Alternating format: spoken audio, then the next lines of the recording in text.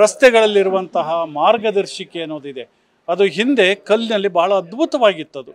ಎಡಭಾಗದಲ್ಲಿ ಇಲ್ಲಿಂದ ಇಲ್ಲಿವರೆಗೂ ಮನೆ ಸಂಖ್ಯೆ, ಬಲಭಾಗದಲ್ಲಿ ಇಲ್ಲಿಂದ ಇಲ್ಲಿವರೆಗೆ ಸಂಖ್ಯೆ ಅಂತ ಇತ್ತು. ಈಗ ವಾರ್ಡ್ ನಂಬರ್ ಹಾಕ್ತಾರೆ, ಅದರಲ್ಲಿ ಕಾರ್ಪೊರೇಟರ್ ಹೆಸರಿರ್ತದೆ, ಶಾಸಕರ ಹೆಸರಿರ್ತದೆ, ಯಾವುದೇ ರೀತಿಯಲ್ಲಿ ಮಾರ್ಗದರ್ಶಿ ಇರೋದಿಲ್ಲ.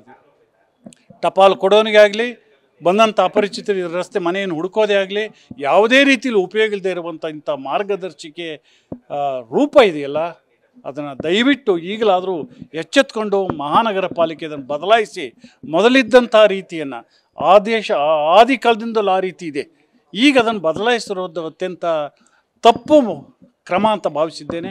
ಅದನ್ನು ಬದಲಾಯಿಸಿ ಅಲ್ಲಿ ಮನೆ ಸಂಖ್ಯೆಗಳನ್ನು ಸರಿಯಾದ ರೀತಿಯಲ್ಲಿ ಹಾಕುವಂಥ ಕ್ರಮ ಆಗಬೇಕು. ಮತ್ತು ಕಬ್ಬಿಣದ್ದು ಹಾಕ್ತಾರೆ, ಅದು 1 ವರ್ಷ 2 ವರ್ಷ 3 ತುಕ್ಕಿಡ್ದು ಹೋಗ್ತದೆ. ಆದರೆ ಮೊದಲು ಕಲ್ಲಿಂದು ನೂರಾರು ವರ್ಷ ಬದುಕ್ತಾ ಇತ್ತು. ನಮ್ಮ ಸಾರ್ವಜನಿಕ ಹಣ ಈ ರೀತಿಯಲ್ಲಿ ಪೋಲ್ ಆಗೋದು ಸರಿಯಲ್ಲ. ಕೋಟ್ಯಾಂತರ ರೂಪಾಯಿ ಖರ್ಚಾಗುತ್ತೆ, ಅದಕ್ಕೆ 1-2 ರೂಪಾಯಿ ಅಲ್ಲ, ಕೋಟ್ಯಾಂತರ ರೂಪಾಯಿ ಖರ್ಚಾಗುತ್ತೆ.